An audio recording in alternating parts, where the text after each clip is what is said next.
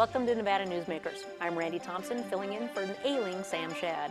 Today we'll be talking with Cobb, from China to Russia to Saudi Arabia to a caravan. It'll be a great show right here on Nevada Newsmakers. 40 years ago, Hotel California and the theme from Rocky were #1 on the pop charts, and D&D Roofing and Sheet Metal started on the road to becoming Nevada's leading roofing company. I couldn't be more proud of what we've achieved. And over these 40 years, we've become an employee-owned company. So when you're talking to any employee, you're talking to an owner. And here's to the next 40 years. Happy 40th birthday, D&D Roofing and Sheet Metal. Nearly 200,000 Nevadans work in retail businesses, supporting families and the community. Nevada's retail businesses generated over $2 billion in sales tax revenue in 1 year, including nearly $700 million to help our schools. Shop around and see all that Nevada's retailers offer our state. We're the Retail Association of Nevada, representing thousands of Nevada businesses. Businesses that work for Nevada. I'm Kelsey Grammer. My dad was gunned down at his home at the age of 38. 6 years later, my sister Karen was brutally raped and murdered. She was 18. When my father's killer was released, I found out through the National Enquirer. It seemed like a cruel joke. In my sister's case, I have been allowed a voice in the parole hearings of her killers, but that's not always true in Nevada. Question 1 gives Nevada crime victims and their families a voice in the process and the equal rights they deserve. Please vote yes on question 1. This November, some questions are complicated, but the formula for clean energy is simple. It's question 6. Right now, Nevada gets only 20% of our electricity from renewable sources like solar and wind.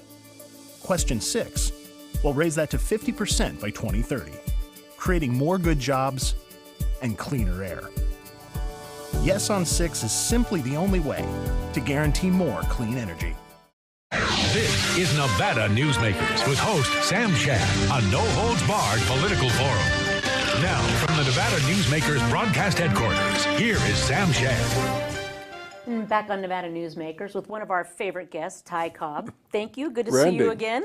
Always good. So, have you finally finished the book? You've been writing this for a while now. It is done. It's a collection of things I've written, primarily about the time I spent with President Reagan in Washington, 1983 to 89. Very good. Well, congratulations on it, and I've read parts and bits of it. It's fascinating to go back to those years. It looks pretty good in retrospect. Well, okay, so this is about the Russians. Yeah. And where are we now? We used to hear about Russian probe, Russian this, Russian that, Russia, Russia, Russia. It's pretty quiet right now on the Russian front. Why is it so quiet with the Russians? It is, except digitally, the interference in our elections. It's a very cheap, low-cost method of intervention. But the defining point right now is if you look at Russia, the word that I would use to describe it is weakness, slabnost in Russian.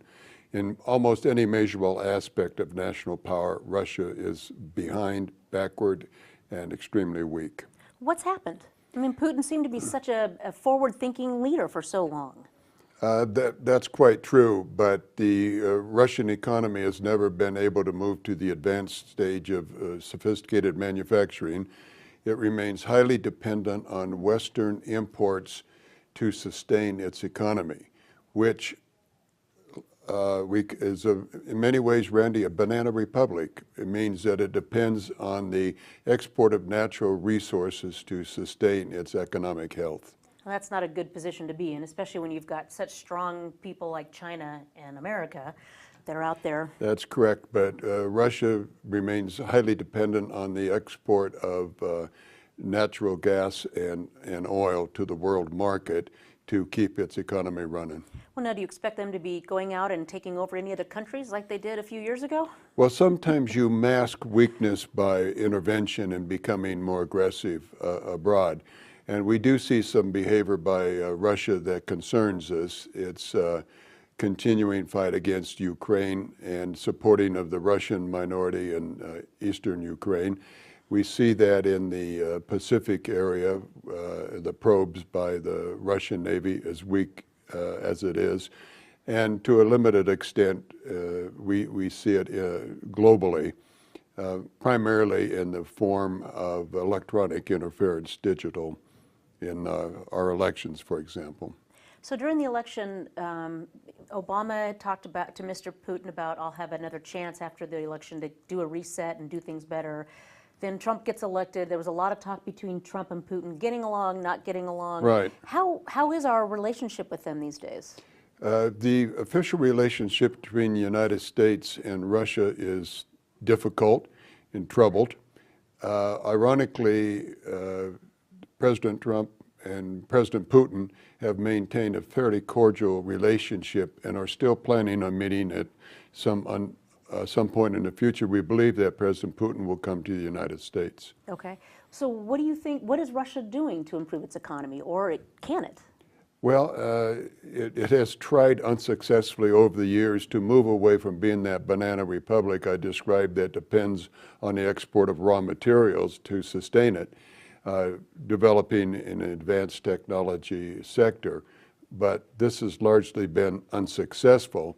And Randi, given other trends, especially demographic, which are frightening, I don't see Russia being able to turn this around. So it doesn't sound like their population's really growing much. Is that what you're saying? The Russians are a dying race. Think of that. Okay. And they are not reproducing it requires 2.2 children to sustain your growth. They're about 1.7, which means over time, Russians will die out. Wow, that's kind of a And scary so it's right, it's an aging population. They're not having children, so they're facing severe demographic and economic problems. And so to a certain extent, what Putin's doing in the international arena is to distract attention away from domestic problems. Interesting. Well, we're going to take a break and we'll be right back to discuss other foreign service issues. We'll be right back after this. How do you shed some light on a better economy? Start with growth inspired by Valley Electric Association. We're a member-owned power company that puts Nevada first, and we're doing big things, like providing prosperity by securing renewable energy projects. For Nevada, that means more jobs and more opportunities, all for a strong statewide economy. In other words, together, we're doing powerful things. Visit us at vea.coop to learn more. Hi, I'm Eric Robnett, owner of Home Energy Experts. Has this ever happened to you? Honey, did you remember to turn down the thermostat? Forgetting to set the temperature? Not fun. We can help. Our new smart thermostat keeps the temperature set for your comfort all by itself. I'm feeling hot now. To increase your comfort, go to homeenergyexperts.com for details. That's homeenergyexperts.com. I'm Jonathan Scott from Property Brothers. I've demoed a lot of homes, and today I'm knocking down NV Energy's No on 3 campaign lies. The Gwynn Center report says it's not deregulation. California doesn't actually have energy choice. Studies show competition drives rates down. NV Energy's entire No on 3 campaign is a pile of rubble. Ask yourself, why would NV Energy spend $63 million to prevent competition? Nobody's paying me to say this. I'm Nevadan, and question 3 is about our right to choose cheaper, cleaner energy. The company West Duncan keeps tells a frightening story. Sheriff Gerald Antenero accused of sexual assault. Craig Estey admitted to domestic violence after lying to legal authorities. Nevada Right to Life committed to overturning Roe v. Wade. High-priced lobbyists putting insurance companies before us. Abusers, influence peddlers, and extremists don't belong anywhere near our Attorney General's office. With friends like these, West Duncan can't represent people like us. This is Nevada Newsmakers. And we're back on Nevada Newsmakers with Ty Cobb. So let's talk about the other part of the country that's, or world that's of interest right now. It's the caravan that's coming through South America and into Mexico. What are your concerns about that, and how is that impacting our immigration policy? Very important. The caravan, which is heavily supported from outside sources, which I'm not really sure what they are, is making its way from Central America up through Mexico and will be at the U.S. border probably pretty close to Election Day. Interesting timing, isn't it? Yeah, okay. Yeah, and most people would attribute this to the enemies of Trump, but actually it is playing into the Republican hands and that of President Trump, because I think a strong stance against illegal immigration plays well in this electoral season, and we're just a few days away from the election. So I think it's going to be a net plus.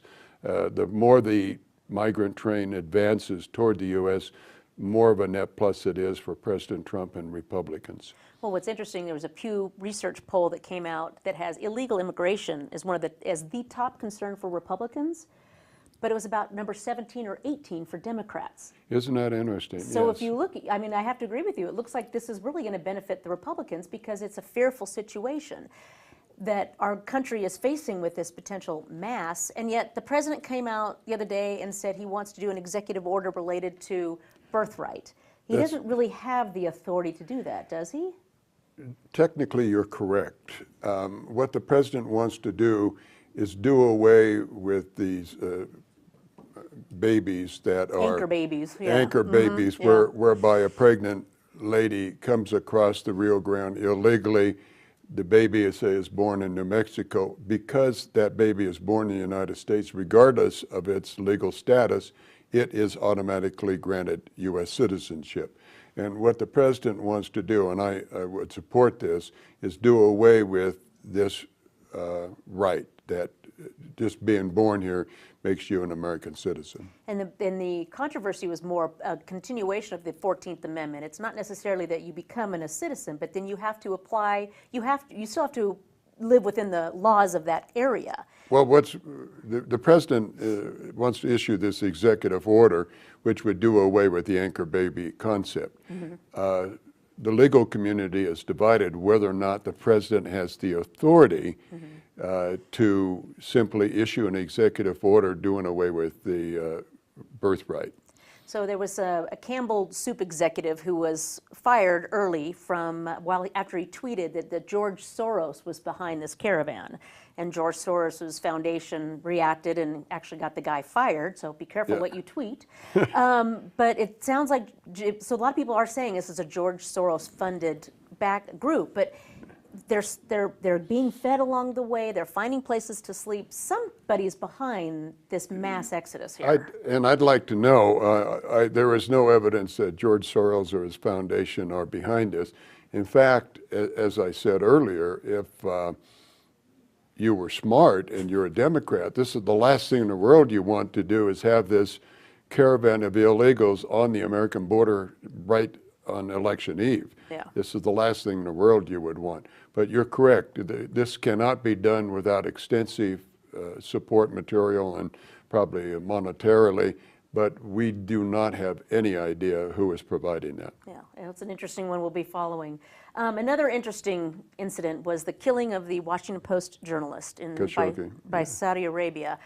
And it seemed like President Trump backed off from clamoring like everybody else was doing, that it was the Saudi prince that killed him or had him killed.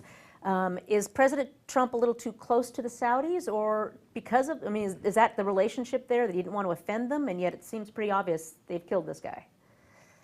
We have a very troubled relationship with the Saudi kingdom, but make no mistake, we badly need to have stability in Saudi Arabia and their ability to continue to export oil to the world market. They are far and away along with countries like Russia, the major supplier of petroleum to the global market, which we badly need. So the last thing in the world we want is instability in the kingdom, and perhaps leading to greater influence by Iran or more radical Muslim sects, say the Shiites. But this presents us with an extremely difficult situation because, as you said, there is very little doubt that Khashoggi was killed on the orders of probably the Prince bin Salman and beheaded and dismembered in the Saudi consulate in Turkey. Turkey is demanding answers. The United States now is doing the same. But we're we are demanding, we're denouncing this heinous act by apparently orders of the Saudi officialdom, but lurking in the background is the realization that the last thing in the world we need is instability in Saudi Arabia. So I'm not as good on international relationships as you are. Are we good with Turkey? Are we bad with Turkey? The relationship with Turkey, which is a NATO ally, Turkey Yeah. is a member of NATO, is extremely troubled because the leader of Turkey, Erdogan, is a thorn in everybody's side. Including the Saudis, I guess? Well, as you know, Turkey is supporting various elements throughout that region, particularly in support of those groups that are fighting against Iranian influence in the area. We, of course, sympathize with any effort to diminish Iran's role in that area, but we are in often troubled disagreement with our key NATO ally, Turkey, and its leader, Erdogan. This diplomacy is a challenge these days, isn't it? It always has been. I remember the 6 years I was in the Reagan administration, we had a number of similar difficult situations, particularly dealing with the former Soviet Union. And it wasn't really until Mikhail Gorbachev became General Secretary of the Communist Party and later President that he and Reagan were able to strike a grand bargain that really reduced global tensions. Well, let's hope President Trump can start doing that a little bit too. Yes. We'll be back right after this. Dimitri Prine here for Design Outdoor.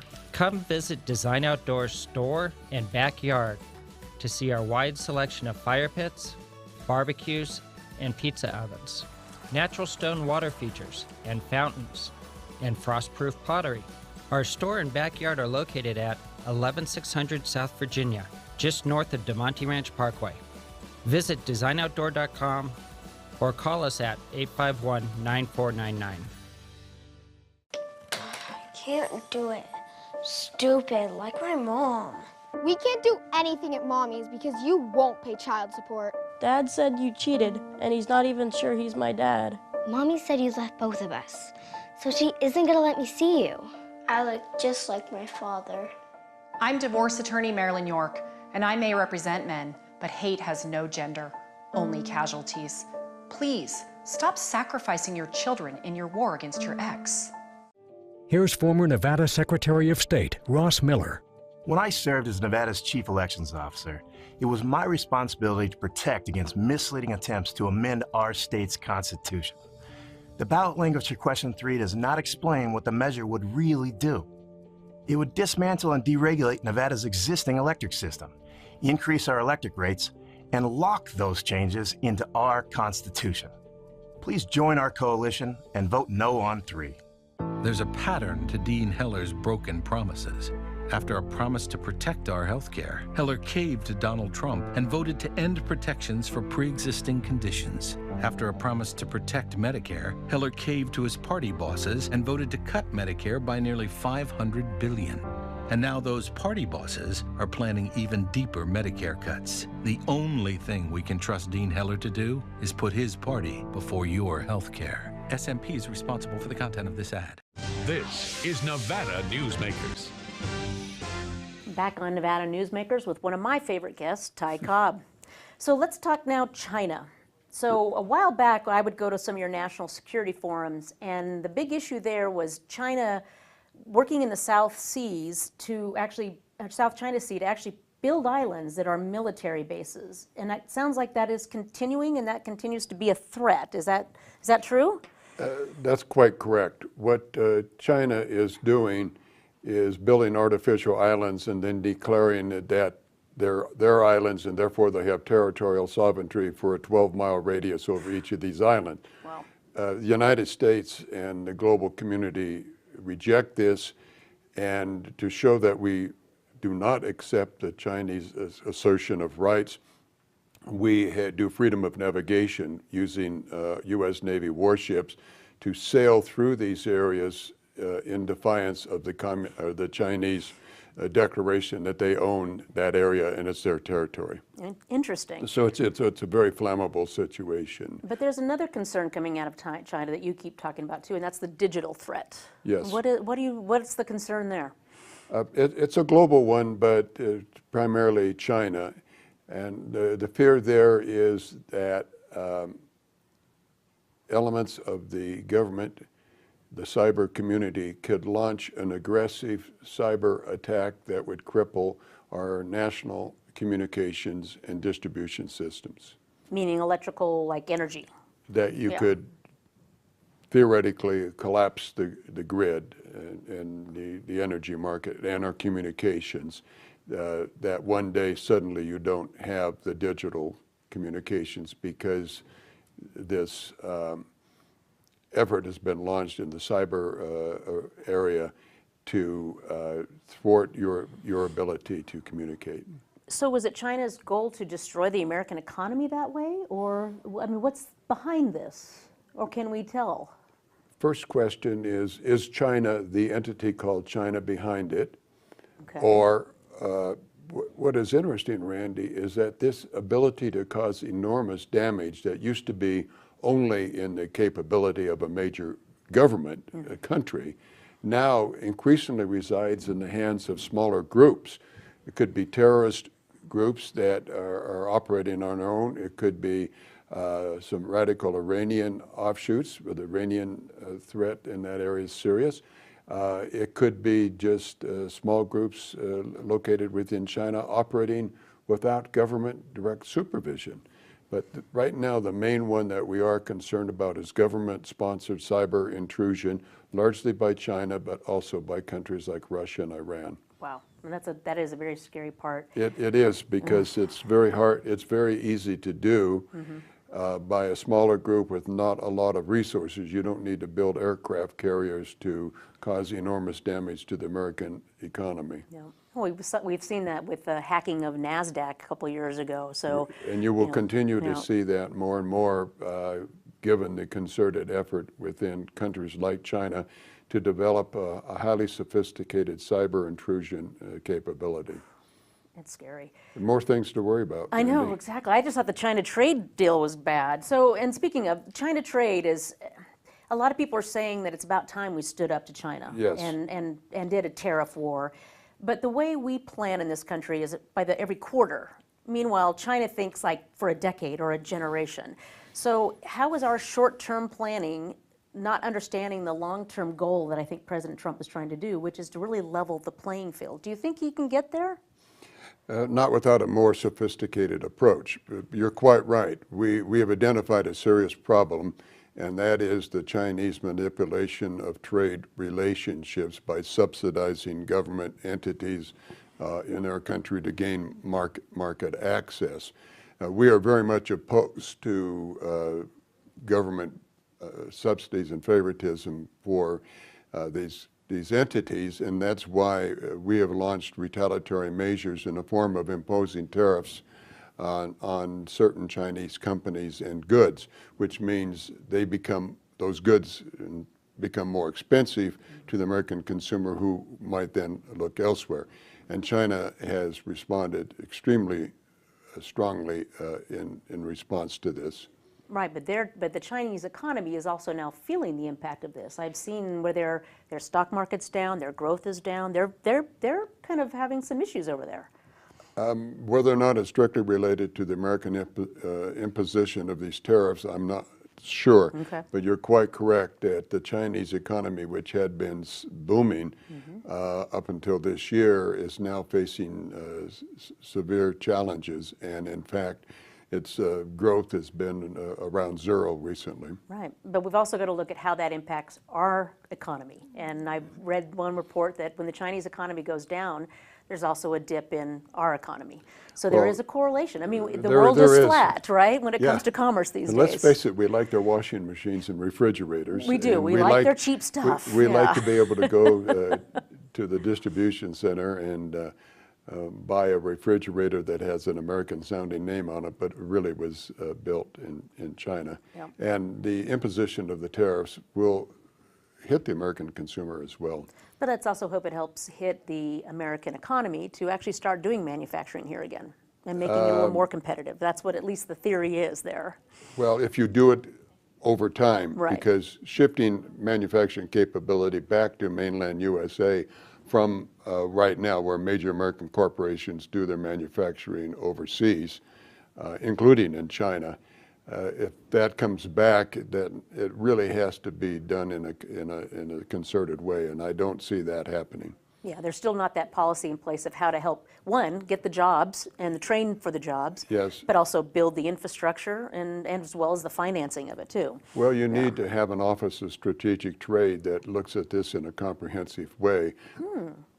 But that runs very much counter to the American tradition of unregulated trade relationships, and we've always been uncomfortable with government picking favorites and subsidizing key industries or penalizing ones we don't like, foreign or domestic. That's true, and yet we're starting to see that sort of happen, but hopefully not to a great extent.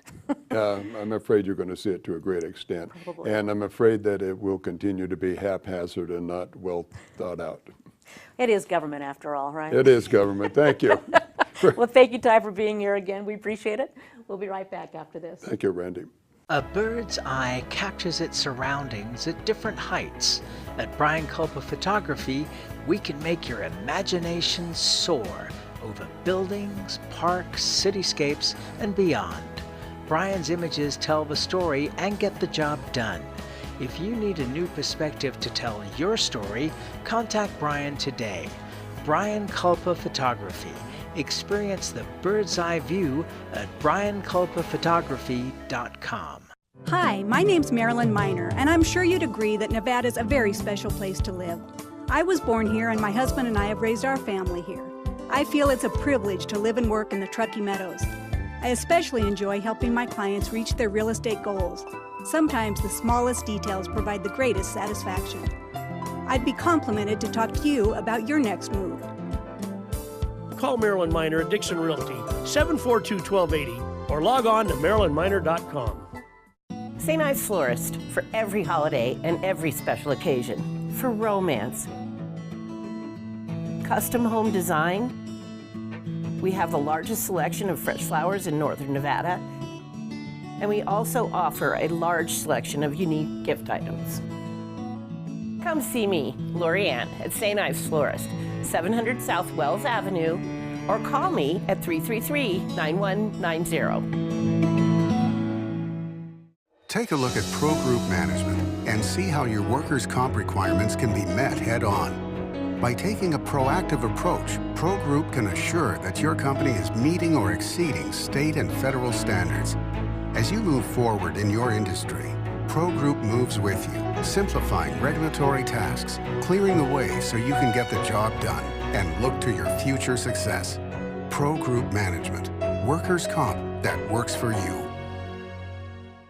Thanks for watching and listening. You can listen and watch online anytime at NevadaNewsmakers.com. You can also download a podcast. Thanks again for watching and listening. See you next time.